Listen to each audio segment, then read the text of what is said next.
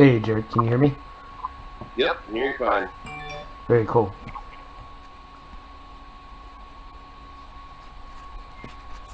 All right. Well, it is 6:30. We are ready to kick this thing off.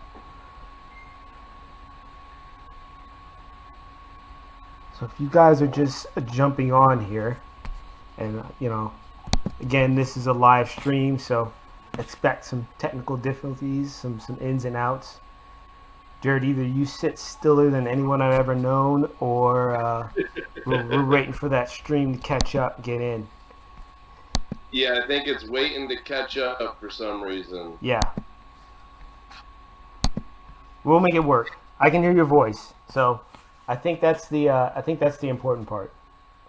Yeah, I So can hear you, and I'm fine with not actually having to look at myself to make sure that I'm moving and doing all that stuff. So that's fine with me. awesome, awesome.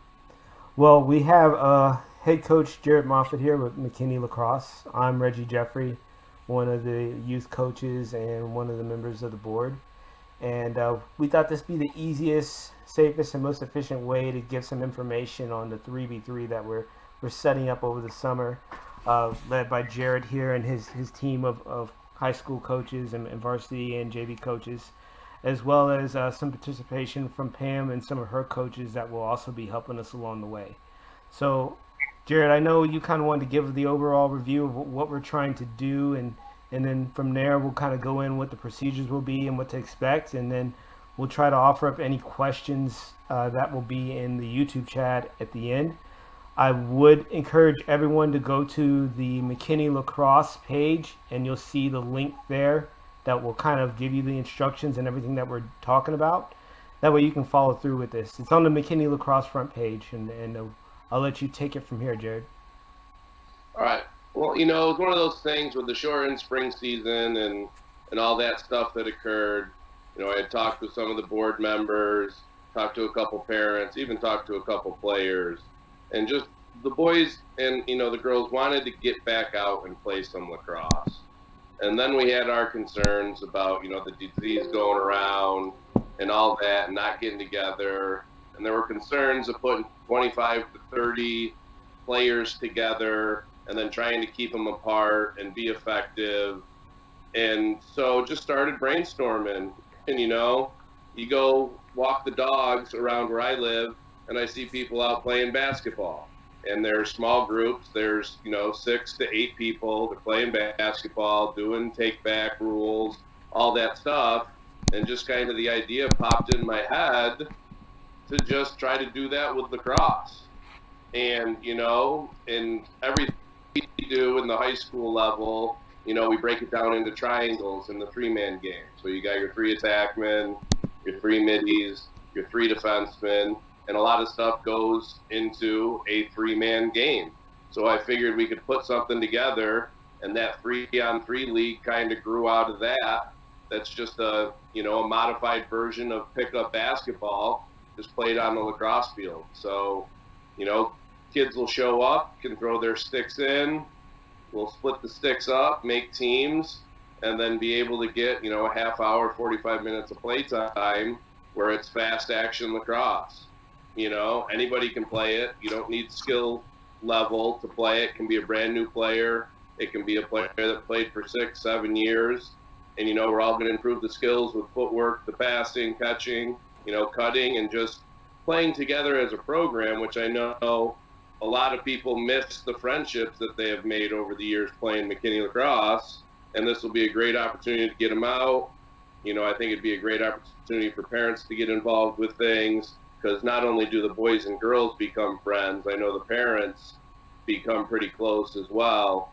And so this will just be an easy way for us as a program to get the kids out playing.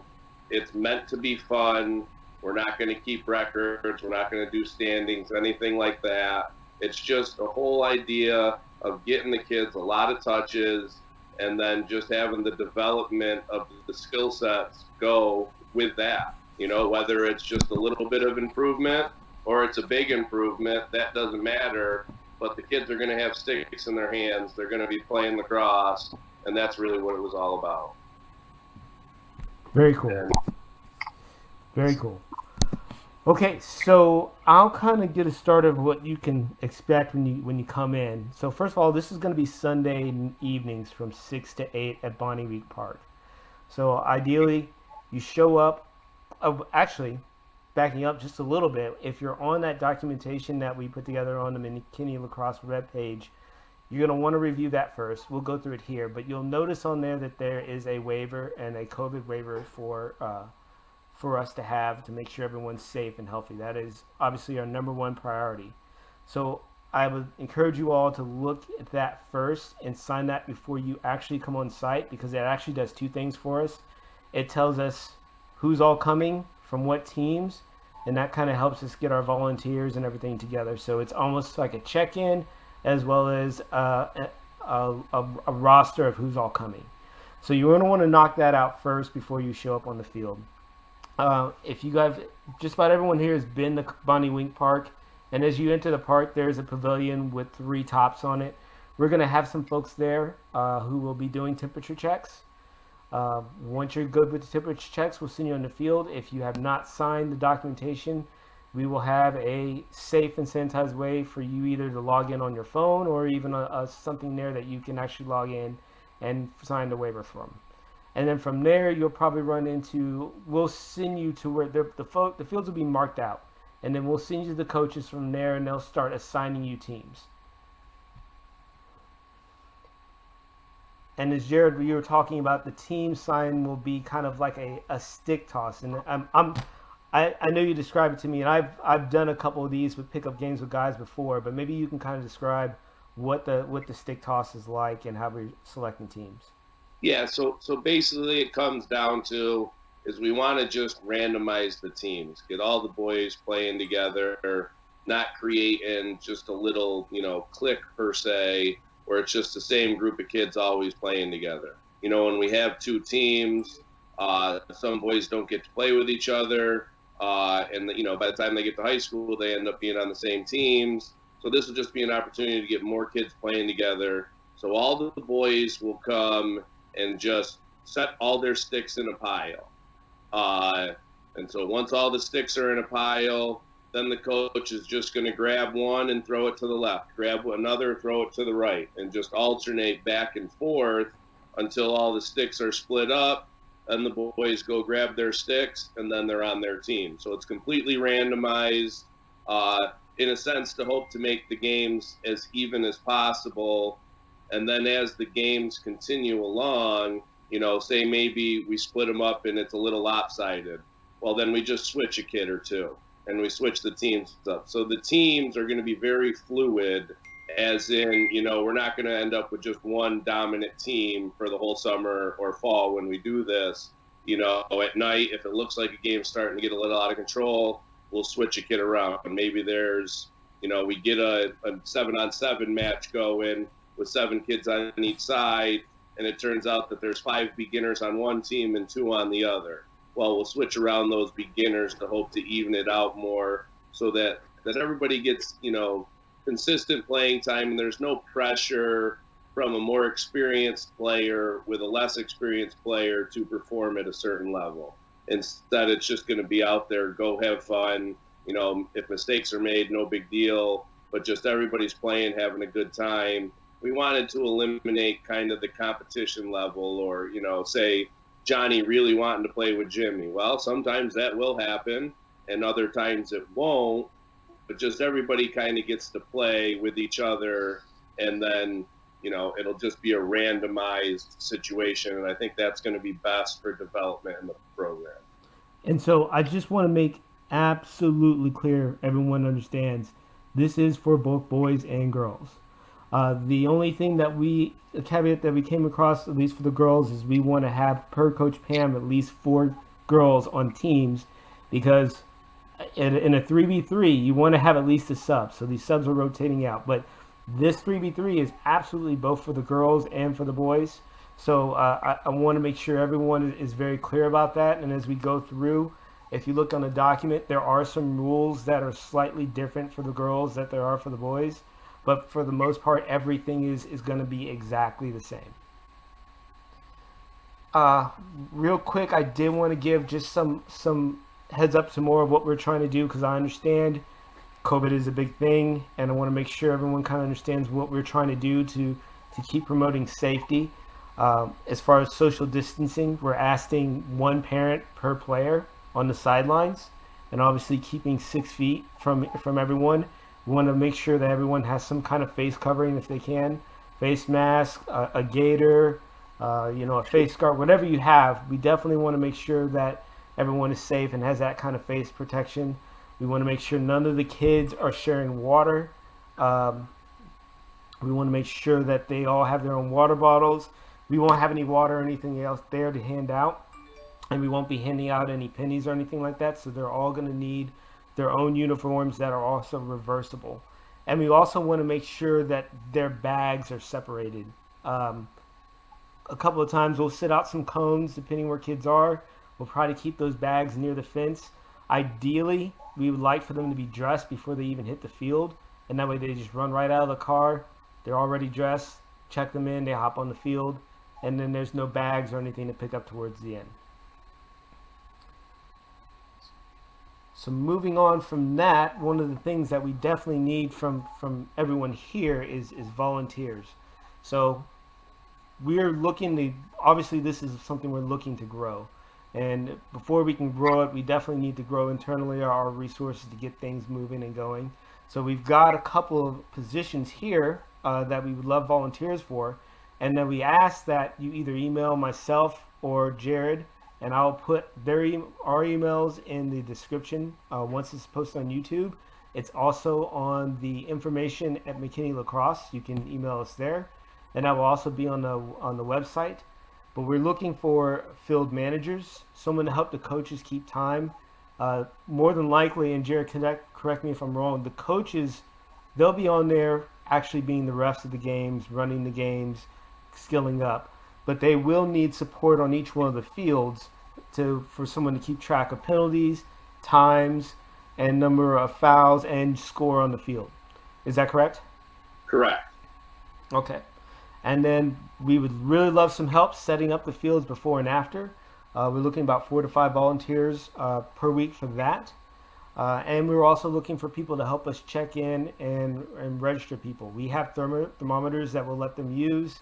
I have rubber gloves and a couple of face masks that we could use for people who are helping us check in. But we really need volunteers for that. As we grow, we're going to need more numbers, and we'll keep that transparent with all of you. Preferably, we are going to be there around 5 to set up. We recommend that the kids get there between 5:30. 6 is almost a little too late, so I would say between 5:15 and 5:45, get them to start arriving, set up so they can toss around so we can get going, and we can kind of move on from there. And that'll give us an idea too. The earlier they arrive, it sometimes we'll have multiple 5-6 games, or maybe multiple 3-4s. And so the earlier you arrive, it's going to let us set that up so that we're not scrambling at the end. The last thing we want to do, because everything's going to be on probably a universal clock, we don't want one field to start later than the other so that everybody can play and get involved. So the sooner we arrive, the better. Obviously, with traffic, with work conflicts, all that stuff, you may arrive a little late or whatever, but we'll get you out there quickly. But the sooner that you can get there, the easier it's going to be for us to do stuff in that way and get things going. And then we can maintain the schedule as well. We end up having 10 people show up right at 6 o'clock for a 6 o'clock game, or right at 7 for a 7 o'clock game. That puts us scrambling, rushing to do things. And then also, that's probably going to have us have a little extra contact with each other that's not necessary. Where if people get there earlier, that's going to make it easier for us to maintain the social distancing and keep people separated as much as we can.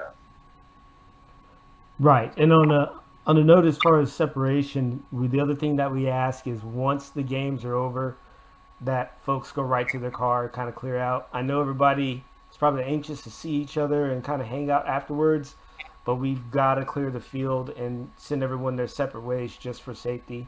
What we'll try to do is try to find some place or at least a venue where you guys can meet. I know there's still VoIP calls and loop calls that are going on amongst the team. So we encourage you to kind of network and catch up there.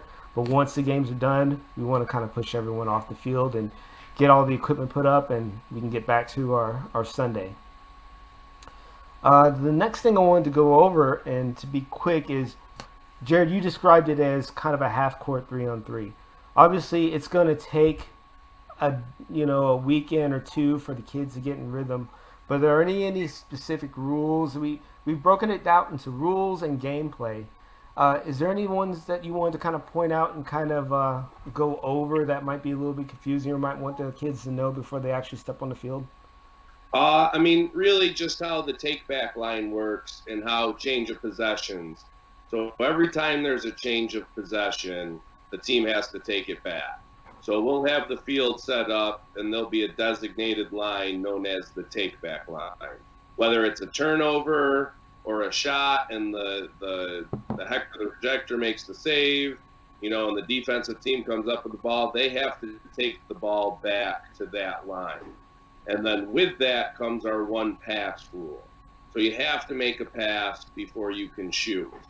So if there's a change of possession, the ball actually has to be brought above the take-back line before that pass can count. So in reality, a team could actually make 3 passes before they got it to the take-back line, and they wouldn't be what's considered loaded and able to shoot. So before you get it to the take-back line, you're technically on the defensive end. And in a lacrosse game, you're not really going to shoot from the defensive end. So you have to get it above the take-back line, complete a pass. At the K2 level, it's an attempted pass. So if contact with a stick, there's the pass is made, and it hits your teammate's stick, that's going to be considered a completed pass. As long as possession doesn't change, then the shot can be taken. That's going to be the most confusing part of it, because a lot of us have played pickup basketball. If there's a turnover or not a shot, you make that quick layup and you count the bucket, where in this, you're going to have to take it back. We don't want any quick goals. We want team play involved. We want to force a pass. We don't want one player to be able to take over. And so you got to take it above that take-back line after every change of possession and then make a pass. Now, along those lines, if the ball goes out of bounds for any reason, and it's regular lacrosse rules, if it's a pass or a check causes the ball to go out of bounds, it's a change of possession, the ball immediately will be restarted above the take-back line. There'll be, balls laid out at the top of the field above that take-back line. So the other team, whoever gets possession, they go get the ball, and then it's an instant restart. If it's a shot, whichever team's closest, you don't chase the ball and grab it. Instead, you go back above the take-back line and get a new ball. So that's one of the things where the field managers, the volunteers, they're going to have to help with that. When a ball goes out of bounds, they're going to kind of have to retrieve that and put it back at the top of the field so that we can continue to have quick, fast-paced games. Last thing we want is someone taking 20 seconds to go find a ball. So it's just quick, up-tempo. When the kids get tired, they sub out. There's really not going to be a whole lot of standing around. So I think the change of possession and the take-back is going to be the most difficult part. And then for the older kids, it's probably also going to be difficult with the lack of contact that we're going to allow. We're basically running with the K2 DFWL rules. There's no body checking. There's no takeout checks. There's no one-handed checks. Basically, if the play is a little aggressive, we're going to stop it, because this is going to be a skill set-based game. It's not about the 6'4", 220 kid dominating, or the earlier developed fifth grader who's bigger than everybody else. They're not going to have an advantage. It's going to be skill-based. It's going to be about moving the ball, and also it's about safety. The last thing we want to have happen is there be a loose ball and there's body contact and someone gets hurt. I relate it to when I work lacrosse camps. Last thing we want to have happen on day one is have someone get injured and not be able to participate the rest of the way. So we're limiting the contact, obviously, because of COVID. That's going to help us with the social distancing part of it. But also, we want this to be safe and fun. We don't want anybody to be intimidated to come out. We don't want anybody to be worried about getting hurt. Just come out and play, limited contact, and just play lacrosse. Cool. Sounds good. Sounds good. I think we covered quite a bit. I haven't seen too many questions come through, but that doesn't mean they aren't any. I do know of a few, and I will try to address some of those on this forum now. One of the big ones that we've been getting is, what are other clubs able to come out? And the answer to that is, we eventually, obviously, we want to grow the game, 100%. At all forms, and we want to work well with our neighbors and fellow clubs. But what we're trying to do is we want to make sure that all of our X's and O's are together, and we will eventually come up with something where we will have all the clubs together. But for the first couple of runs, we're keeping this tight with McKinney. But we will open that up, and I would encourage you all to kind of stay tuned to the Facebook page and social media and even the YouTube, because we will have options and stuff for that sooner than later. But again, for the first couple of weeks, we're going to keep that tight, and we'll make sure that we let everyone know once we open that forum up. Because I think it's going to be an awesome opportunity as we see what the league looks like here in the fall. Yeah, and to piggyback on that, if we do allow others to join in, there's going to be separate stuff. So we'll have a McKinney-only day or league or tournament, and then we'll add in another setup where other programs go. I think, everybody's excited about this, and we definitely want to do something that's in-house, where McKinney can improve, where we can get better, where we can play more lacrosse. And then as that grows, we'll offer extra opportunities for other programs to get involved. But the main idea of this is for McKinney Lacrosse to grow and improve and have fun playing lacrosse. And so we can do something in the wintertime, or we can do, lacrosse in the summertime, or we can do a summer league or that type of stuff. And so the boys and girls have an opportunity to just play more lacrosse than what they've been basically used to doing in the past. Absolutely, absolutely. And the other thing on top of that too that I'll add on is, we definitely need volunteers. We definitely need help and support. I hear a lot from parents. What can I do? How can I get back to the club? This is one of those things where the more volunteers and more folks that we can help move this thing along, and we can get coaches on the field coaching and actually giving that skill base to the kids, as opposed to actually organizing and running, would be great. That's what's going to help this grow. So again, I encourage you all to email myself, Jared, or info@McKinney Lacrosse. Say, hey, I'm here to help. Where can you put me? We'll find you a good place. Definitely would love to have your help and support on that. Yeah, and lastly too, I'd like to, and I haven't seen a problem with this with my involvement with McKinney, but this is going to be a positive environment for lacrosse. It's not going to be a win at all costs type of thing. We're definitely not going to get on the volunteers or either officiating or keeping score or any of that type of stuff. We're gonna encourage the boys and girls that even if mistakes are played, to keep playing hard. We want to use this to grow the game. It's not about who's winning, who's losing. It's not about how many goals are scored.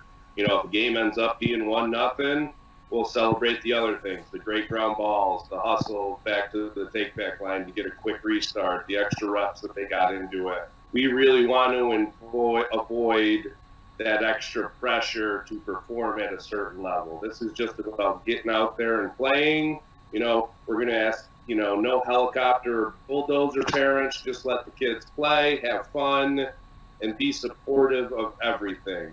If one of the coaches who's roughing the game misses a call, it happens.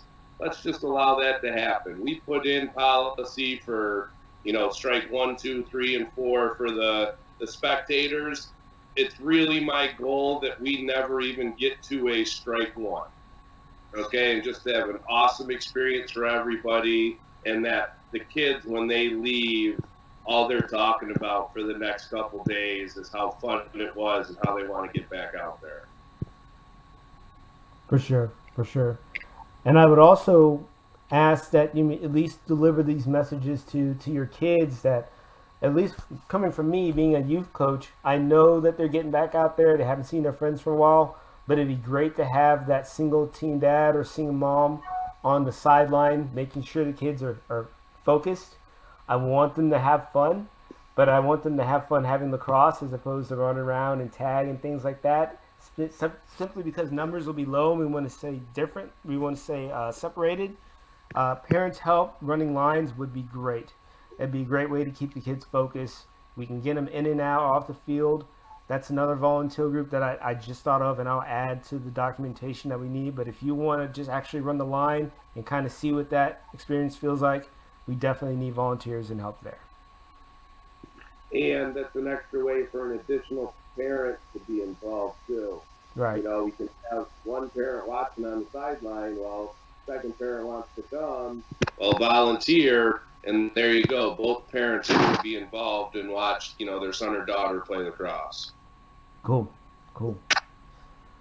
Well, that's all I really had. Jared, did you have anything else and we can close out? Nope, just hoping this can go. You know, we apologize. You know, I know we had sent out messages to get started early, but we wanted to make sure that we had everything taken care of. We wanted to make sure that we could make it safe with all the social distancing. We wanted to make sure that we had everything in place to get the proper volunteers, have the proper coaches staffed so that we could make it safe. And then also we wanted to make sure that we had this for both the boys and girls programs, and so that we can get both going. And, you know, what would be really cool eventually is to try to get a co-ed league kind of set up where the boys and girls can play together. But that's obviously something that maybe is a little bit further down the line. But I think this is the type of game where maybe we have a brother and sister that are close in age that someday can play on a 3v3 team together, which would be really cool. You know, Jared, I'm going to go rogue seeing now my knee's fixed, but if there is an old man game or a couple coaches who want to get out there and run for a little bit, I'm not scared. Very true. The COVID-35 that I put on, though, may hinder my performance, but it's a perfect excuse to cut some of that weight that I put on. Hey man, it's a working weight. Well, cool. Well, hey, I appreciate your time, Jared. I think we're good to go. Again, I'll post this up so people can rewatch it. They can email me, email you. Our contact information is on the website, and we really look forward to seeing you guys come out in the next couple of Sundays. Yep, and we were looking to start this Sunday. So I saw that question came up on the little chat feed. But yeah, July 26th. So get those volunteers in. Show up early so that we can set everything up, and then we're ready to hit that ground running. Perfect. I'm checking the chat real quick, make sure I've got everyone's question. Jared, do you see anything that we missed? You just answered that one. Yeah, that looks like that was the only one that was the question. All right. Big thanks to Owen running cover here in the chat. Yeah, okay.